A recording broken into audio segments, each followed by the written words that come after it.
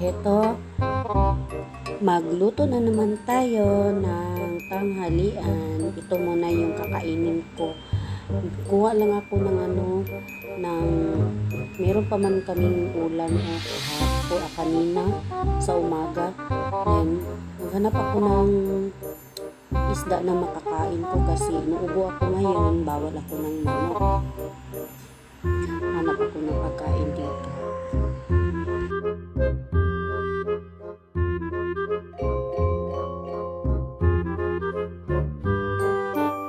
Guys, ang ulam ngayon, sobrang fresh na isda. Sarap yan din. Sahog ko itong kamuti at saka konting malunggay at tanglad. Yun. Tapos na ako nagkuha ng isda. Ilagay ko na lang sa mga isang plastic. Kahapon nakabili ako ng salmon, 2 piraso. Alam ba ninyo guys, nagbili ako kanina ng ganito guys. Nagbili ako ng ganito. Wala kasi yung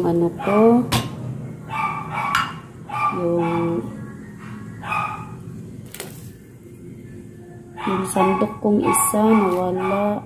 Ito sasaling na natin yung panakot. Ang hindi ko lang nabili guys yung isang kaldero para maganda tingnan. Pabalik-balik lang itong yung kaldero ko. Ito na yung hinimay-himay ko na mga dahon ng kamote, konting malunggay, tsaka sibuyas. Doon yan galing sa tinanim ko sa baba. Konti lang sila guys, pero okay na kasi ako man lang ang kakain ito. So, ngayon, nagpainit tayo ng mga ito na pala guys. Hindi ko na napakita kanina paglagay. Pero ito na siya. Malapit na siyang maluto guys. Sobrang fresh na isda na ito. Sarap ang sabaw niya guys kasi fresh talaga. So, inano ko na dyan. Pinakuluan ko ng maigi para maluto siya. So, takpan na natin para maluto na siya. Ito na guys. Tingnan natin ulit kung luto na ba. Nilagyan ko ng sili. Hindi ko pala alam na sobrang anghang.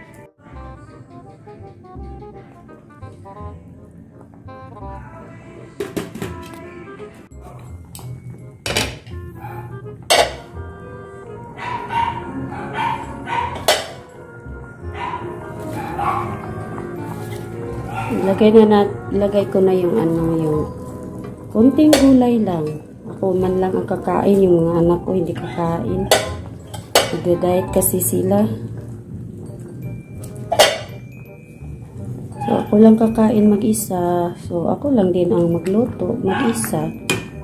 Ako man lang ang kakain. Hindi lang ang niluto ko, pero kahit hindi sila kakain,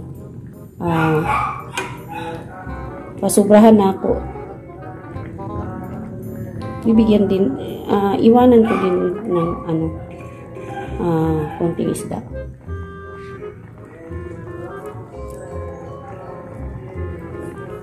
Sarap, anghang. Samot na tong ubuan ni guys.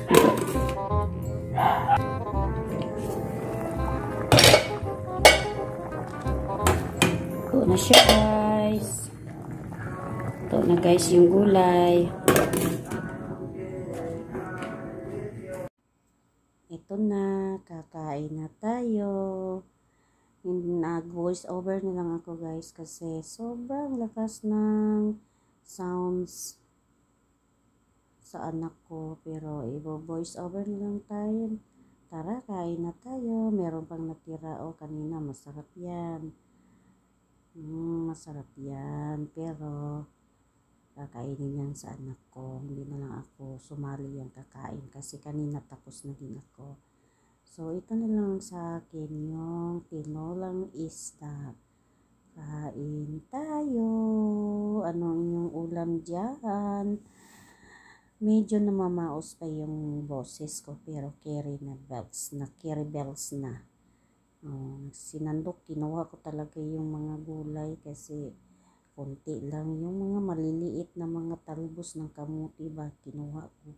Saka yung malunggay, nako, sobrang liit lang din. Maliit, yung kinuha ko din, sinali ko na din dito sa sabaw.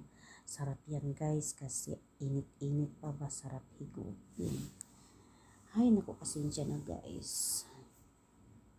Ang hirap talaga pag mamamaos yung boses natin. Hindi tayo makapagsalita ng todo kasi nauubo tayo. Kain tayo. Good morning guys. Kain tayo guys. Sa umaga, meron man leftover kagabi. Ininit ko ngayon din. Ito yung almusal ko ngayon. At saka yung kanin na merong tutong. Natutong siya guys kasi ininit ko ulit yung kanin. So, kaya nagkaganyan, itim-itim. Pero okay pa man siya, hindi pa man siya gaano kapait. So, kain tayo guys. Saka syempre yung kape. Pero hindi ko yan maubos guys. Kain tayo. Tayo sa almusal.